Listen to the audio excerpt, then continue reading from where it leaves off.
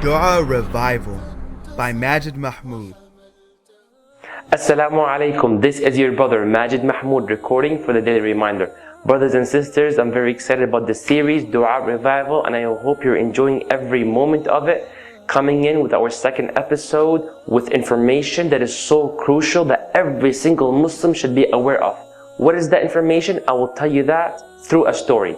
In one of the cities that I lived in, there was a brother who was so committed to coming to the masjid. It was unbelievable. MashaAllah, tabarakallah. He's always in the first row, not second, not third, always in the first row. He always makes it to the masjid regardless of the weather. Tornado, blizzard, thunderstorm, he's always there. MashaAllah, tabarakallah. What makes it even more interesting is that he does not have a car. He does not use like a bus pass to go to the masjid, and he doesn't even have a bike or a scooter. He simply walks there.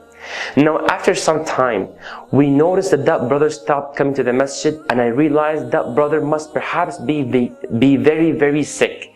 So I immediately went to his house to go and see him and check on him as a brother. This is the duty of a brother over a brother.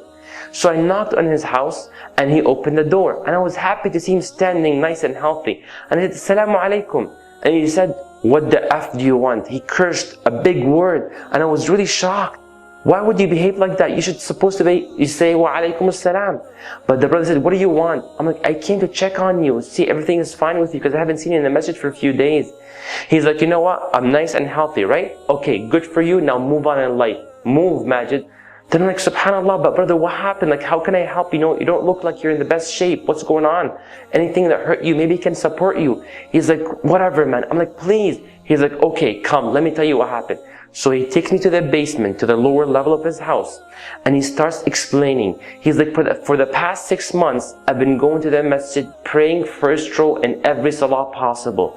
No matter what the weather is like, thunderstorm, blizzard, tornado, I'm always there. I got no car, no bike, no scooter. I simply walk all the way to the masjid. For 6 months, I've been making dua to Allah, all kinds of dua. Not a single one of them has been responded to by Allah. Why shall I worship Him after all that work? I was so shocked to hear this. I was really sad to hear this, and I told him, brother, haven't you heard of the hadith of Rasulullah sallallahu alaihi wasallam? When he said that whenever a Muslim makes dua to Allah subhanahu wa ta'ala, one of three things happen. He's like, what? I'm like, when you make dua to Allah subhanahu wa ta'ala, number one, Allah would make that dua which He asked for actually come to reality. So if you're always making dua to Allah, Ya Allah, please help cure my friend who's very sick. Number one, Allah will cure your friend who is sick because of your dua. Your dua is risen and Allah brings the cure down to your friend or your brother.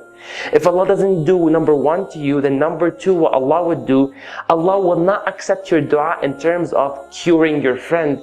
But number two, Allah will lift the hardship that was about to fall upon you. But because of your dua, Allah lifts that hardship. Number three, if Allah doesn't give you number one or two, then number three, Allah will save the reward of the dua. And Allah subhanahu wa ta'ala will allow you to taste the sweetness of the dua when? On Yawm al-Qiyamah, when you see all these du'as that were not accepted in dunya, transformed into hasanat on Yawm al-Qiyamah. When the Prophet, brothers and sisters, when the Prophet said this to the Sahaba, you know how the Sahaba felt? They were like thinking, and they were so amazed by this, and he said, إِذَا نُكْثِرْ, then we will never stop making dua. It's a win-win-win situation.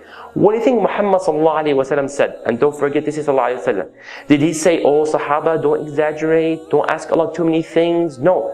The Prophet said, Allahu Akthar. Allah will continue to give. Allah will continue to respond. Allah will always give you whatever is best for you whenever you ask Him. And you just keep asking, and Allah loves it. Allahu Akbar. So this is our attitude. From now on, you make dua to Allah subhanahu wa ta'ala, and you know it's done, it's over. Allah will respond to it. How? Which one of the three? Allahu A'lam. Okay, which one of the three is the best thing? The best one out of the three is whatever Allah sees is best for you. Barakallah feekum. I hope this was of a great benefit. Please make sure you share this with your friends and family. Inspire Dua Revival. Take the dua, the active worship to the next level. Feel free to like the video. Click here to subscribe to our personal YouTube channel. But once again, what's most important is for you to share this video with your friends and family. Barakallah feekum. Wassalamu alaikum wa rahmatullahi wa barakatuh.